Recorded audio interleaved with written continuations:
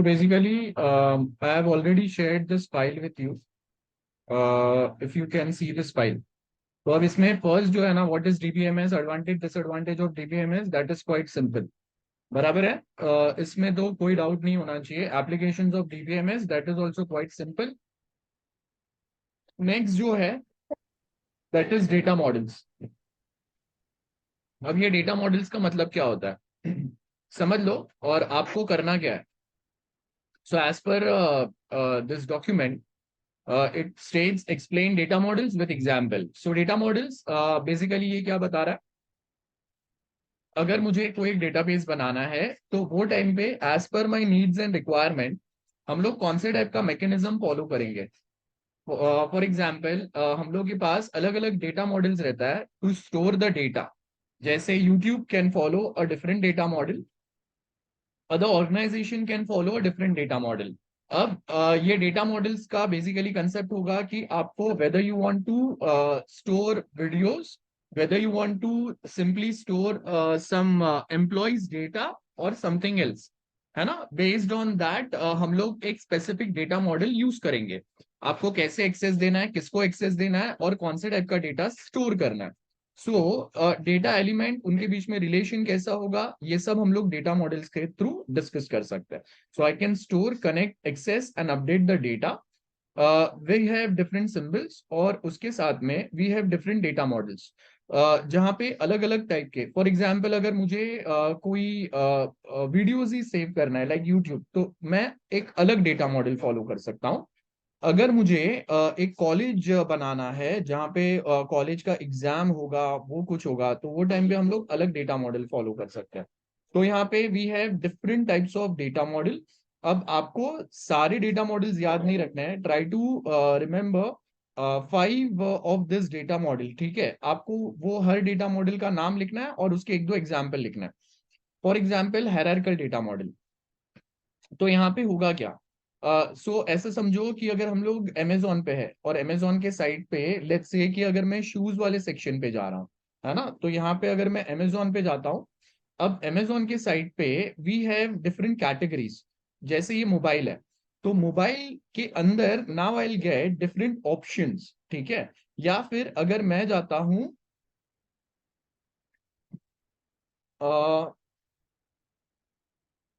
Let's say T shirt. Okay. सो अब यहाँ पे आपके पास अलग अलग ऑप्शंस आएंगे. Weather you want mains T shirt, women's T shirt या बच्चों की टी शर्ट, तो वो आपका हायरार्किकल मॉडल हो गया. जैसे शूज है, तो आपको किसके शूज चाहिए. तो ये जो डेटा हम लोगों ने एक पेरेंट के अंदर अलग अलग सेग्रीगेशन दिया हुआ है जो यूजर्स को डिस्प्ले होता है. This segregation is basically hierarchical model. This is first. तो आप इसका एग्जांपल डालोगे. यहाँ पे अगर आप देखेंगे वही दिया हुआ है, डेटा मॉडल विद एग्जांपल. तो this is the first data model with example which represent shoes, women's या मेंस का. और उसके अंदर आपको कौन से टाइप के शूज चाहिए, है ना, ये कैटेगराइजेशन रहेगा. इसके अंदर और कैटेगराइजेशन आ सकते हैं. फॉर एग्जाम्पल मैन शूज के अंदर we can add a category like a company wise. जैसे अगर मुझे नाइकी के चाहिए या दूसरे कोई चाहिए, तो उसके हिसाब से और सब कैटेगरीज आ सकता है. और प्लस अगर यहाँ पे हम लोग ये हायरार्किकल डेटा मॉडल में अगर रिलेशनशिप बनाएंगे तो ये रिलेशनशिप भी बन सकता है ना. सो ट्री लाइक स्ट्रक्चर के अंदर वन टू मेनी रिलेशन हो सकता है. मतलब this one company shoes can provide shoes for different categories. जैसे नाइकी है, Nike can provide shoes for different categories. For example for boys, women's, girls, man, या अलग अलग वे में, है ना. तो यहाँ पे अगर आप देखेंगे, we have a sneaker, we only have one part to reach there, that is through men's shoes node. तो यहाँ पे आपके पास ये वन टू मैनी है. मतलब we have men shoes can be categorized into multiple sneakers का type, that is one to many. Then parent child relation हो सकता है. ये देखो, ये शूज कैटेगरी, ये पेरेंट है, ये उनके चाइल्ड है और ये उनके चाइल्ड है. तो ये पेरेंट चाइल्ड रिलेशन भी हो सकता है.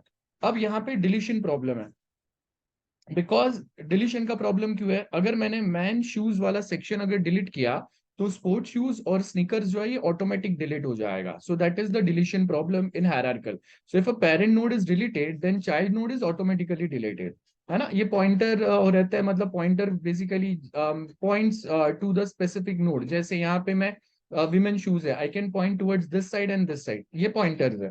तो वो पॉइंटर्स की आपको जरूरत नहीं है, आप ये दो भी अगर एग्जाम्पल में डाल दोगे बस हो गया। तो आपको क्या करना है, फर्स्ट डेटा मॉडल्स, अलग अलग टाइप के डेटा सेव करने के लिए एज पर आर नीड्स और ऑर्गेनाइजेशन नीड्स एंड रिक्वायरमेंट हम लोग अलग अलग डेटा मॉडल सिलेक्ट कर सकते हैं, जिसमें से फर्स्ट है hierarchical data model. Hierarchical data model का आप यहाँ पे एग्जाम्पल डालोगे और उसके अंदर वन टू मैनी या पेरेंट चाइल्ड रिलेशन हो सकता है, ये तो यहाँ पे आपको देख के भी समझ में आ सकता है। इसके बाद में एडवांटेज डिसएडवांटेज की जरूरत नहीं है। नेक्स्ट आता है नेटवर्क मॉडल। अब नेटवर्क मॉडल के अंदर क्या हो सकता है, जैसे ऐसे समझो कि यहाँ पे आपको एग्जाम्पल दिया हुआ है, देखो वी हैव कॉलेज, और कॉलेज के अंदर we can have computer science department and library department, और ये दोनों जो है ये स्टूडेंट को एक्सेसिबल रहेगा। That means we have a broad category. अब जो नेटवर्क मॉडल है ना, इसमें होता क्या है, नेटवर्क मॉडल के अंदर हायरार्किकल मॉडल में क्या था, आपका कंपलसरी एक पेरेंट मॉडल रहेगा और उसके नीचे चाइल्ड रहेंगे। अब नेटवर्क मॉडल में क्या है, आपका एक मेन कैटेगरी हो गया दैट इज कॉलेज वाला। कॉलेज के अंदर हम लोग के पास वापस सब कैटेगरीज आ सकता है डिपार्टमेंट वाइज। ओके, अब if I belong to BSc department, तो उसका एक्सेस स्टूडेंट को मिलेगा। प्लस मैं अगर डिजिटल लाइब्रेरी की बात करता हूँ, तो आईटी स्पेसिफिक जो बुक्स या जो रिसर्च पेपर नोट्स जो भी हम लोगों ने रखे हैं उसका एक्सेस भी स्टूडेंट को मिलेगा। तो सीएससी डिपार्टमेंट एंड लाइब्रेरी, तो यहाँ पे क्या हो रहा है, college is a parent, then CSC department and library जो है ये इसके चाइल्ड है, एंड देन स्टूडेंट जो है ये अगेन एक चाइल्ड है जिसके दो पेरेंट्स है। तो हायरार्किकल में ये पॉसिबल नहीं रहता है। हायरार्किकल के अंदर क्या रहता है, एक ही रूट नोड रहता है और मल्टीपल चाइल्ड रहता है। But in network model we can follow this architecture, जहां पे we can have multiple parent, और मल्टीपल पेरेंट का एक चाइल्ड नोड हो सकता है। So that's why that is the example. यहाँ पे देखो, है ना, we can see a node student has two parent, ये आपका हायरार्किकल मॉडल में पॉसिबल नहीं है। तो जब अगर आपको दो पेरेंट और एक चाइल्ड रिलेशन अगर ऐसा डिस्प्ले करना है, या फिर आपका ये जो स्टूडेंट एंटिटी है उसको मल्टीपल डेटा का एक्सेस अगर देना है, तो वो टाइम पे आपका हायरार्किकल मॉडल पॉसिबल नहीं होगा, वो टाइम पे नेटवर्क मॉडल रिक्वायर्ड है। बस यहाँ पे आपका ये नेटवर्क मॉडल हो गया। इसके में से then we can use this specific any one feature, बस उसके आगे आपको कुछ नहीं लिखना है, और ये फीचर याद भी नहीं रहेगा, you can just put this example, that's it. ठीक है, तो यहाँ पे इसमें से कोई भी एक आप एग्जाम फीचर अगर याद रहेगा that's fine, if you don't remember any feature that too also fine. Then next is ER diagram. ER diagram मतलब ये अलग अलग एंटिटीज रहते हैं, वो एंटिटीज के बीच में जो रिलेशन बताते हैं इसको आप ईआर डायग्राम बोलते हैं, ये तो सबसे बेस्ट है। So we have teacher, this is the entity, मतलब मेरे पास एक टीचर टेबल रहेगा। याद रखो ये जो रेक्टेंगुलर बॉक्सेस है, मतलब मेरे डेटाबेस में ये सारे टेबल है, मेरे पास एक डिपार्टमेंट टेबल है, एक टीचर टेबल है। तो ये जो टेबल के नाम है या जो टाइप का डेटा आप ये टेबल में सेव कर रहे हैं वो आपका एंटिटी रहेगा। अब अगर मैं कोई टीचर का detail if I try to save in my database table, then we can have different attributes of that specific entity. For example I can have teacher ID, teacher name, teacher का mobile number, age, salary. Exactly similar way I can have department, that is my entity. We can have BSc IT department, BSc CS department, BCom, BBI, BAF, BMM, BMS, etc., etc. And every department can have their ID and department name, है ना। तो ये आपका ER relation हो गया। I hope that's clear to everyone. Yeah, am I clear till this point, everyone? Yes, sir. Yes, others reply. Am I clear till this point, girls? I hope I'm audible. Yes, sir. Okay. Now next जो आपके पास है, again इसमें से आपको सारे features की जरूरत नहीं है, just draw the diagram and explain that diagram, that's it. क्योंकि आप जितने मार्क्स के लिए क्वेश्चन आएगा उसके लिए ये बराबर है इतना। Then we have relational model. Relational model मतलब प्राइमरी की फॉरेन की वाला रिलेशनल मॉडल। जैसे यहाँ पे वी हैव एम्प्लॉय आईडी, है ना, तो एम्प्लॉय आईडी के through I can easily identify this employee, उसका नाम, job, salary, mobile number, as well as this employee table is linked with department table, है ना, उनके बीच में प्राइमरी की फॉरेन की रिलेशन है। तो इससे क्या होगा, आई कम टू नो कि this employee belongs to which department, because department table में department ID is primary key, and employee table में this department ID is foreign key. Hence, my employee table and department table are in relation with each other. Exactly same way, we have third table, that is project table. अब ये जो project table है, project table में एक primary की है, that is project ID. अब just with the help of a employee table I come to know कि this employee जिसका employee ID 001 है, उसका नाम क्या है, उसका जॉब क्या है, उसका सैलरी कितना है, उसका contact detail, which department this employee belongs to and which project he is currently working on, because we have connected, we have linked two different table with this employee table. So this is the relation between three tables. One is employee table, second is department table. Department table में department ID primary की है, यहाँ पे ये department ID foreign की है. Same way we have a project table. Project table में project ID primary की है, and in employee table this project ID is foreign key, and hence there is a relation between this. Okay. Now, सो इसके अंदर ये tuple क्या रहता है, we all know tuple means एक जो हम लोग रिकॉर्ड डालेंगे. For example this employee ID, name, job, salary, this is one tuple और वन रिकॉर्ड. ठीक है, तो वन एंटिटी का जो एक रिकॉर्ड है वो आप टपल बोल सकते हैं. एट्रीब्यूट्स क्या रहेंगे, वी ऑल नो एम्प्लॉय के एट्रीब्यूट्स क्या रहेंगे. एम्प्लॉय के attributes can be employee ID, name, job name, salary, mobile number, department ID, project ID. तो आपके टेबल में जितने भी कॉलम्स है, वो कॉलम का हेडिंग क्या है, ये आपके एट्रीब्यूट्स है. ठीक है, और एंटिटी क्या है, ये table belongs to employee, hence my entity name is employee, and attribute, ये जो कॉलम के हेडिंग है ये आपके एट्रीब्यूट्स हो गए. Very simple. So this is employee, employee is my entity, and this column names are my attributes. Then next is object oriented data model. ये object oriented data model exactly like inheritance we study in object oriented programming, where we have employee table and a department table. Employee table में we have few functions which can be linked with department table. So let's say I say that employee table is my parent table and department is my child table, or there is a relation between these two tables. So these relations are basically worked on this specific methods. ठीक है, ये attributes हो गए. Attributes का मतलब मेरे पास we have employee table in our database. This employee table contains this many fields or columns. That means name, job title, phone number, salary, and department ID.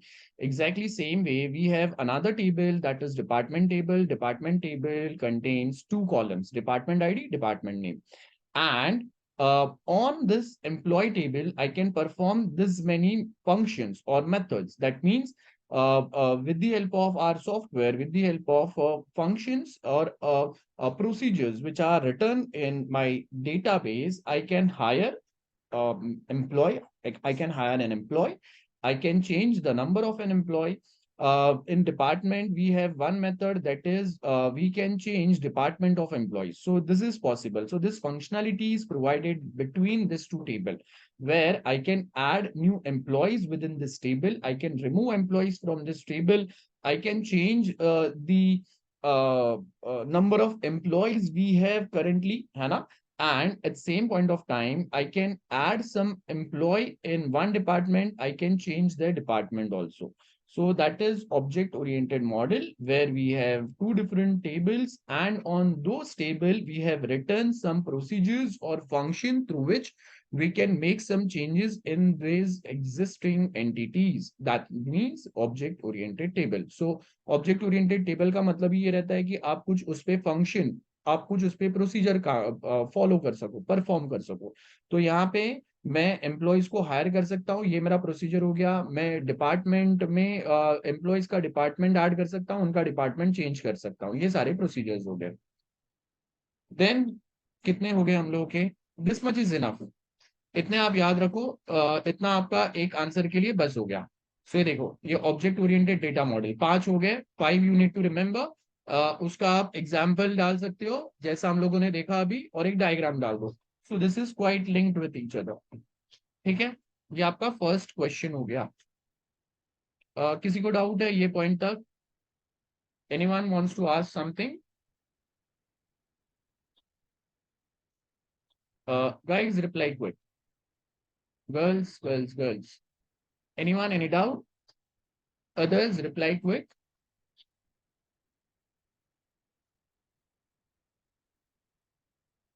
Okay ठीक है, चलो तो we are done with first question. Now second question है आपका client server architecture. बहुत simple है, मैंने link दिए हुए हैं, वो लिंक से ही आपको डायरेक्ट रेफर करना है. So client server basically see, मैंने जो आपको क्वेश्चंस दिए those are the question bank. Question bank का मतलब है जिसने पेपर सेट किया है उसने मुझे क्वेश्चन बैंक दिया. तो अगर वो क्वेश्चन बैंक है मतलब इतना ही आपको पढ़ना है ना. और इसको छोड़ के अगर आपने ऑलरेडी प्रीवियस ईयर्स के पेपर्स पढ़े हुए हैं, उसके कुछ आंसर्स आपने ऑलरेडी प्रिपेयर किए, that's fine, you can use those answers also. ठीक है, it is not always compulsory to write this answers only. ठीक है, तो if you have prepared, if you have already prepared some answers, you can follow those answers. If you have not prepared, follow these answers. That's quite simple, and you don't need to read anything else because this is basically, this question bank is provided from the paper setter only. So these are the important question. ठीक है. Now to tier architecture का मतलब क्या रहता है? Two tier का मतलब होता है we have multiple clients.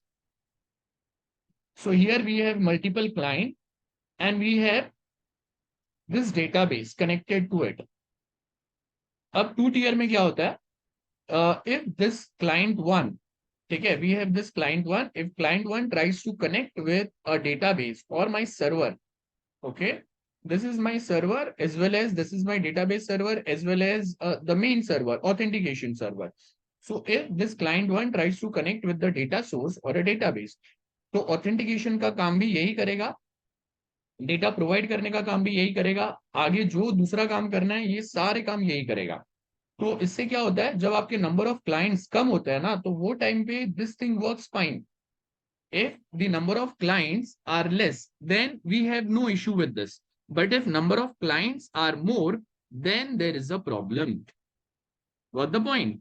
So if number of clients are less, we can use two-tier architecture where server will be responsible for performing each and every operation.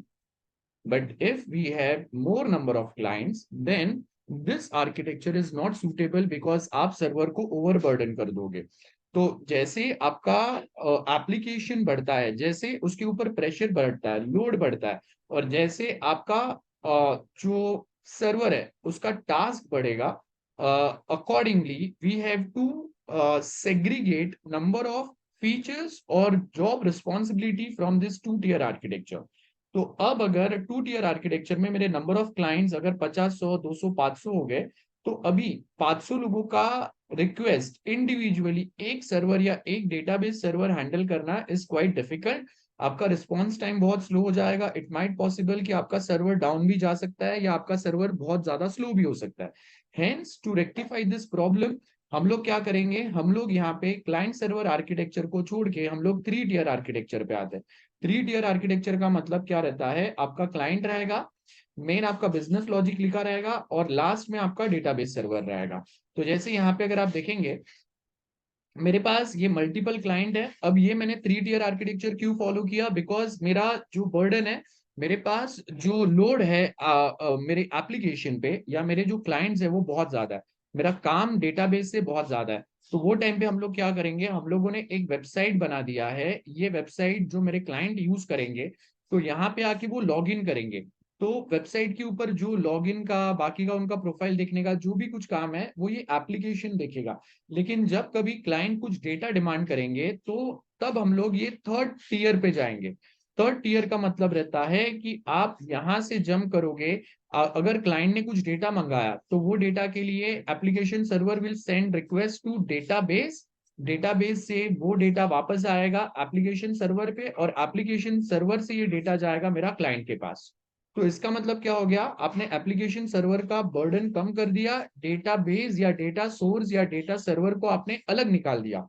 तो अब जब कभी कोई भी डेटा बेस रिलेटेड कुछ क्वेरी आएगा client से, तो एप्लीकेशन सर्वर सिर्फ ऑथेंटिकेट करेगा कि जो पर्सन ये रिक्वेस्ट डाल रहा है डेटा के लिए, वो सर्वर वो पर्सन ऑथोराइज्ड है कि नहीं. If that person is authorized, तो आप वो रिक्वेस्ट को डेटाबेस सर्वर को दे दो, बाकी का काम डेटाबेस सर्वर अपने एंड पे देख के फाइनल रिजल्ट वापस वो एप्लीकेशन सर्वर को देगा, और वो same result application server client को दे देगा.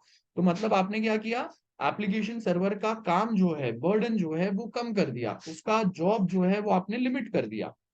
समझ में आया? इसके लिए हम लोग 3 टियर आर्किटेक्चर फॉलो करते हैं। ऐसा समझ लो कि अभी अगर आपके कॉलेज में एक ही एचओडी है, अब वो एचओडी ही आपको अगर सारे सब्जेक्ट पढ़ा रहा है, तो it gets difficult for person to handle this much load. Hence वहां पे एचओडी क्या करेगा, HOD will divide its work.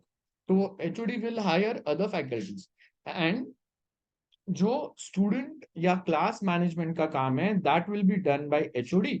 And जब कभी आपका लेक्चर रिलेटेड, एग्जाम रिलेटेड कुछ वर्क है, उसके लिए HOD will forward the same request to visiting faculty या a normal faculty, assistant faculty, और वो फिर आपका काम करेगा, है ना। तो मेन एप्लीकेशन सर्वर का बर्डन आपने कम कर दिया। यहाँ पे ये एप्लीकेशन सर्वर अभी यूजर को ऑथेंटिकेट करने का, एप्लीकेशन रिलेटेड कुछ फंक्शन देने का वही काम करेगा। जब कभी आपको कुछ डेटा चाहिए, वो डेटा का सारा रिक्वेस्ट जाएगा डेटाबेस के ऊपर, जहां पे इसका प्रोसेसिंग प्रोसीजर, डेटा फेच करना, जो भी काम है ये अलग का मशीन पे हो जाएगा आपका, जिससे आपका एप्लीकेशन सर्वर का बर्डन कम हो गया, एप्लीकेशन सर्वर का रिस्पॉन्स यहाँ पे फास्ट हो जाएगा।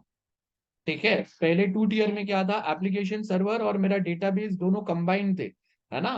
तो बहुत ज्यादा काम सिर्फ आपका एक ही पर्सन कर रहा था। अब आपने आपका काम डिवाइड कर दिया, डिवीजन से, काम डिवीजन से क्या होगा, हर किसी का काम लिमिट हो गया, कम हो गया, तो वो लोग फास्टर अपना काम कर पाएंगे, बेटर रिस्पॉन्ड कर पाएंगे। सिंपल, बस यही यहाँ पे 3 टियर आर्किटेक्चर है आपका, और उसका detailing are given here. Okay, now next जो है, next is state transition diagram. अब ध्यान से समझो, स्टेट ट्रांजिशन। स्टेट ट्रांजिशन का मतलब क्या रहता है, मैं बेसिकली यहाँ पे बताऊंगा, जैसे अगर मैं एटीएम पे हूँ, तो एटीएम पे मैं यहाँ पे बताऊंगा कि जब अगर मैं एटीएम पे हूँ तो मेरा कौन सा स्टेट रहेगा। तो इनिशियल स्टेट को आप ये सर्कल से रिप्रेजेंट करते हैं, फाइनल स्टेट को आप ये सर्कल के ऊपर डबल सर्कल से रिप्रेजेंट करते हैं, सिंपल स्टेट को आप ये रेक्टेंगल से रिप्रेजेंट करते हैं, कंपोजिट स्टेट को आप रेक्टेंगल के अंदर डॉटेड लाइन से रिप्रेजेंट करते हैं। जैसे यहाँ पे समझो, we have one state transition diagram for ATM machine. अब ये एटीएम मशीन बेसिकली वर्क कैसे कर रहा है, ध्यान से देखो। हम लोगों ने क्या किया, सबसे पहले मैंने जाके कार्ड यहाँ पे स्वाइप किया, ठीक है, this is my initial state. Initial state पे मैंने जाके कार्ड स्वाइप किया। अब जैसे ही मैं कार्ड स्वाइप करूंगा, तो जो एटीएम मशीन है ये मेरा कार्ड रीड करेगा। अगर मेरा कार्ड वैलिड है, मतलब मैं डेबिट कार्ड लेके गया हूं और वो एक्सपायर्ड नहीं है, या वो ब्लॉक्ड नहीं है, तो अगर ऐसा कुछ भी नहीं है, तो कार्ड रीडिंग में क्या होगा, कार्ड रीड अगर सक्सेसफुली हुआ तो एटीएम मशीन आपको पिन एंटर करने का ऑप्शन देगा। But if that card, debit card is not expired, or instead of debit card if you are trying to swipe any other smart card, then it is considered as invalid card, और वो directly आपका card reject कर देगा, और वहां पे आपका जो कंप्लीट ऑपरेशन है वो स्टॉप हो गया। मतलब इनिशियल स्टेट से आप जब कार्ड स्वाइप करते हो तो आप ये स्टेट पे जंप किया, दैट इज स्टेट ट्रांजिशन। ठीक है, तो आपने इनिशियल स्टेट पे आप एटीएम पे गए, कार्ड स्वाइप किया, मतलब आपका स्टेट चेंज हो गया। अब अगर कार्ड वैलिड है तो आप ये वाले स्टेट पे आओगे, कार्ड अगर इनवैलिड है तो आप डायरेक्टली लास्ट वाले स्टेट पे चले जाओगे। ये कार्ड रिजेक्ट होने के बाद में आपका जो ट्रांजेक्शन है वो एंड हो जाएगा। लेकिन अगर आपका कार्ड वैलिड है, then you switch to this state. This ये स्टेट पे जाने के बाद में, now once you enter a pin, if then pin is correct pin, तो अगेन क्या होगा, आपका जो स्टेट है वो चेंज होके चूज ट्रांजेक्शन वाले स्टेट पे जाओगे आप।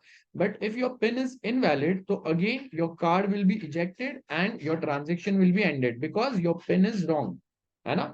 But after getting a valid PIN, when you try to choose a transaction, लेकिन सपोज कि आपने जो ट्रांजेक्शन करना था, if you don't want to do any transaction, you have option to choose cancel transaction option. तो क्या हुआ, अब चूज ट्रांजेक्शन पे पिन वैलिड होने के बाद में आपको पैसा निकालना है, मिनी स्टेटमेंट है, क्या है ये देखेगा। अगर आपने कैंसिल ट्रांजेक्शन कर दिया तो अब वापस आप ये वाले स्टेट पे चले जाओगे जहां पे आपका कार्ड रिमूव हो जाएगा और आपका ट्रांजेक्शन एंड हो जाएगा। बट अगर आपको अगर लेट्स से कि कैश विड्रॉ करना है, सो कैश विड्रॉवल के टाइम पे क्या होगा, we have selected a transaction. Now ये ट्रांजेक्शन जो है, if you try to withdraw money, so वो स्पेसिफिक ट्रांजेक्शन परफॉर्म करने के लिए ये चूज ट्रांजेक्शन स्टेट से वो ये वाले स्टेट पे जाएगा।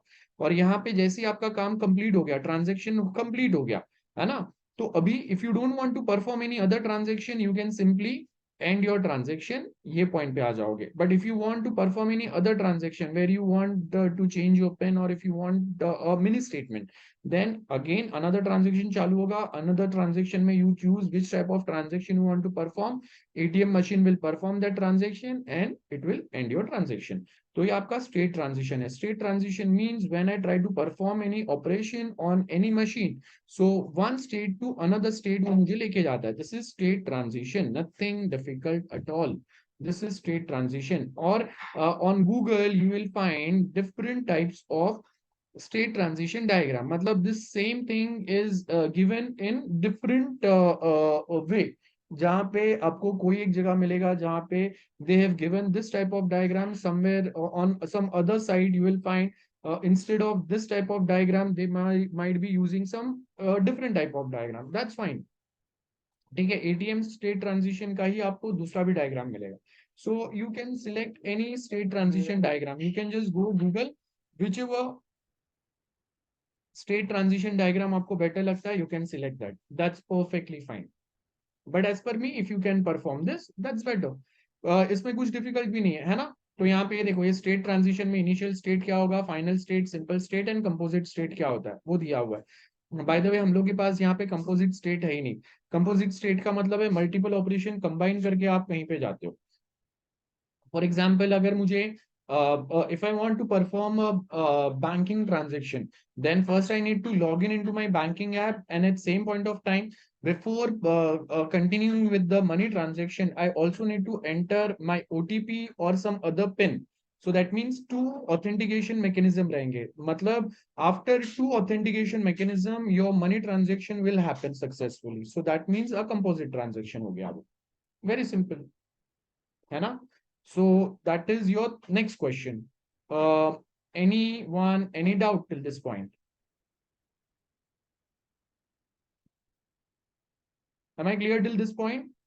Anyone, any doubt? Let me know quick. Girls, anyone, any doubt?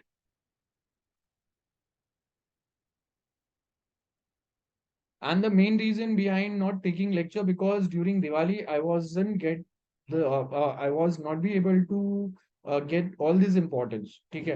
और मैं आपको अगर बाकी का थियरी पढ़ा दूं, आप वो पढ़ते रहो और इम्पोर्टेंस अगर छोड़ दोगे लास्ट मोमेंट पे, we are studying everything, so that gets difficult and hence last moment पे ही अपना होगा. चलो, सो अभी अगर डाउट नहीं है then will move to next topic. Okay, next question कौन सा आपका? Acid property. एसिड प्रॉपर्टी तो हम लोगों ने जब स्टार्ट में हम लोगों ने डिस्कस किया था वो टाइम पे भी किया था मैंने. तो atomicity, consistency, isolation, durability, this is quite simple.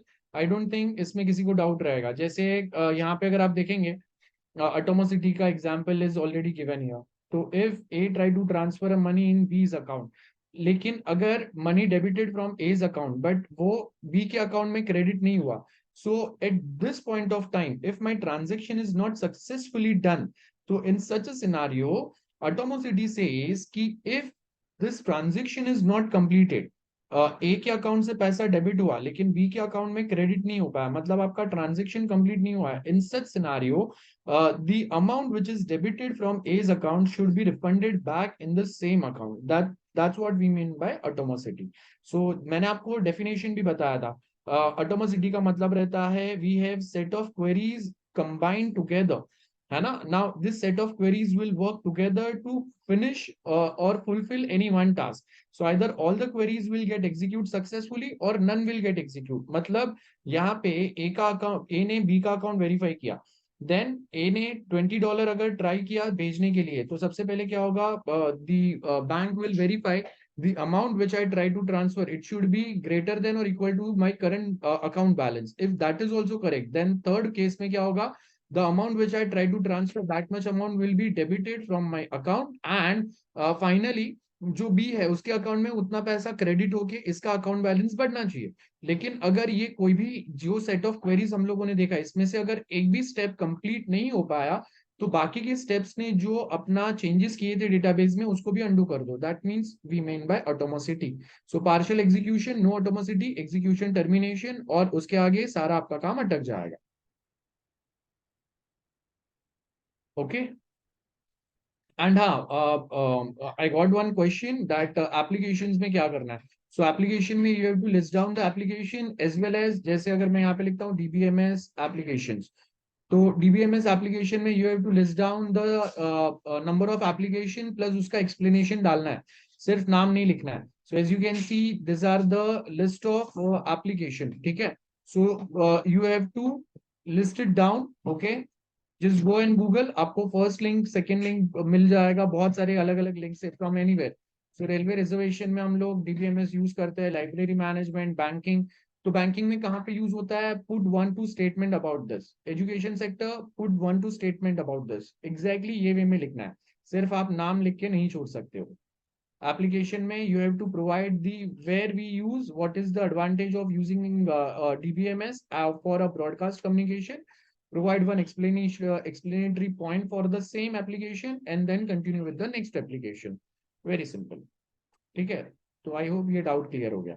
Then acid property वाला, ये तो मैंने आपको ऑलरेडी बता दिया है. आई डोंट थिंक अब इसमें किसी को डाउट होना चाहिए. हम लोगों ने जब कॉलेज में भी पढ़ा था, वो टाइम पे भी हम लोगों ने इसका एग्जाम्पल देखा था. सिंपल है. सो यहाँ पे आपको डायग्राम भी दिए हुए है एक सेम एग्जाम्पल वाले, तो आप यहाँ पे वो सेम डायग्राम इजीली देख सकते हो. तो कंसिस्टेंसी का मतलब क्या रहेगा, अगर रियल टाइम में मेरा पैसा अगर मेरे अकाउंट, जैसे आप देखो कि अगर गूगल पे है, तो गूगल पे में अगर मैं मेरे अकाउंट से कुछ पैसा आपको ट्रांसफर करता हूँ, तो रियल टाइम में मेरे अकाउंट से वो कम का माइनस होगा, आपके अकाउंट में वो सक्सेसफुली प्लस हो जाएगा. वो रियल टाइम में होना चाहिए. और वो एग्जैक्टली सेम वे अगर उसके बाद में मैं मेरा अकाउंट बैलेंस अगर मैं गूगल पे चेक करूँ, नेट बैंकिंग पे चेक करूँ, it should work there also, है ना. सेम वे यहाँ पे भी आपको दिए हुए है. दूसरा एग्जांपल, ड्यूरेबिलिटी का मतलब है कि अगर ट्रांजेक्शन कंप्लीट हो गया और उसके बाद में अगर कोई भी फेलियर आता है, still if transaction is completed it should be reflected at all the places. That's what we mean by durability. So this acid property is quite simple. मैंने लिंक दिया हुआ है, आपको चाहिए आप यहाँ से भी रेफर कर सकते हो.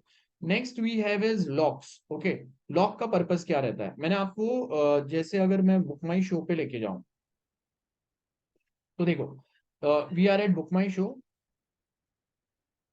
अच्छा, व्हाट विल डू ना, this lecture is about to end, तो everyone please join on the same link. मैं ये लेक्चर ये लिंक को रीज्वाइन करता हूँ. आई मीन हम लोग नया लेक्चर स्टार्ट करते हैं, अदरवाइज ये बीच में ही एंड हो जाएगा. So everyone please rejoin on the same link. Okay.